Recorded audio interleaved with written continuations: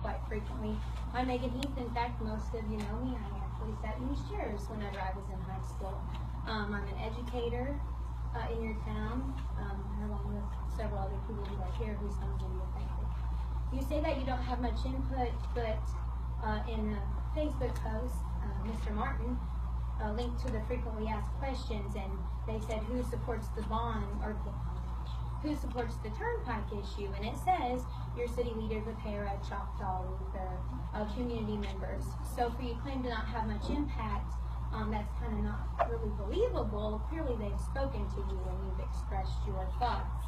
As the last speaker just said, there's clearly already tax-paid roads for us to take, or for people from going or attempted to take to be able to access the city. And turnpikes rarely equal economic growth. Several sources say Oklahoma has the second or third most amount of toll roads in the nation. And you know, if they equal so much economic growth, why is Oklahoma currently $900 million in debt? I imagine that Wellston, Stroud, Bristow, Daisy, and numerous other towns were told about this economic boom that would come, yet Wellston can't even support their McDonald's. Daisy has a sign advertising their general store that you don't get off at. The reason for the lack of business is because people take a turnpike to get from one place to another. They might take a quick restroom break or a snack, but is your convenience store worth taking your citizens' properties? So let's say it does bring an economic boom. Most of us aren't interested in that. We live here for a reason. We stayed here for a reason, or we moved here for a reason.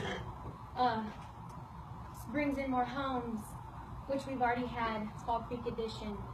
With that comes, for me personally, more students. We don't have room for that. We don't have teachers for that. We don't have classrooms. So now we have 25 5- and 6-year-olds in a classroom trying to teach them how to read. We have 30 fifth graders in a classroom teaching them how to read. So when you think about bringing more growth, think about your infrastructure.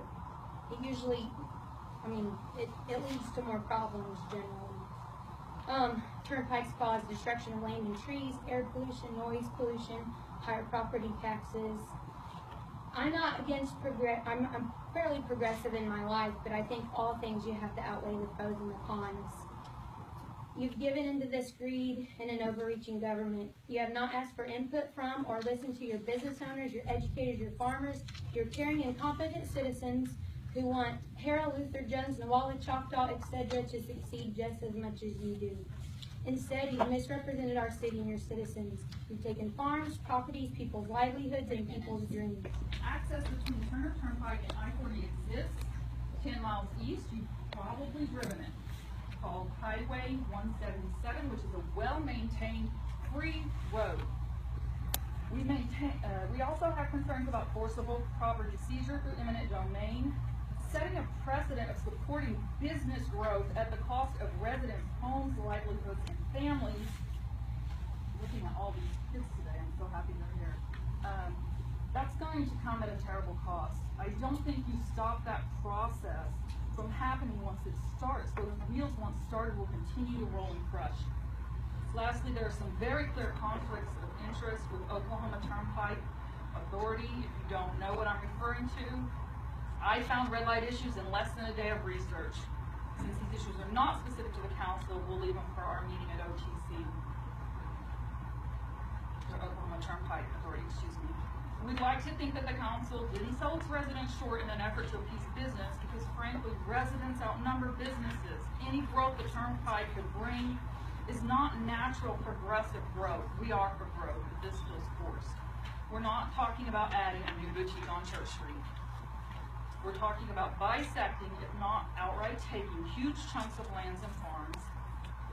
And I'm sure after disillusioned property owners sell off annexed parts of land that they no longer have access to, home developers will be poised to sweep in and develop the area.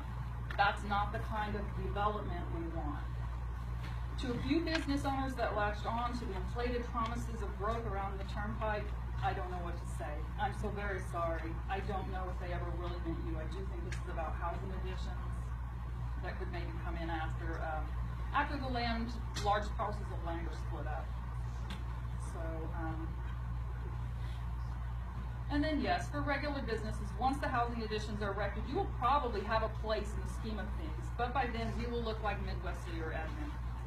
But we had the option to move there most of us, and we haven't. So what we need now is for our council to listen and respectfully consider real solutions for our concerns.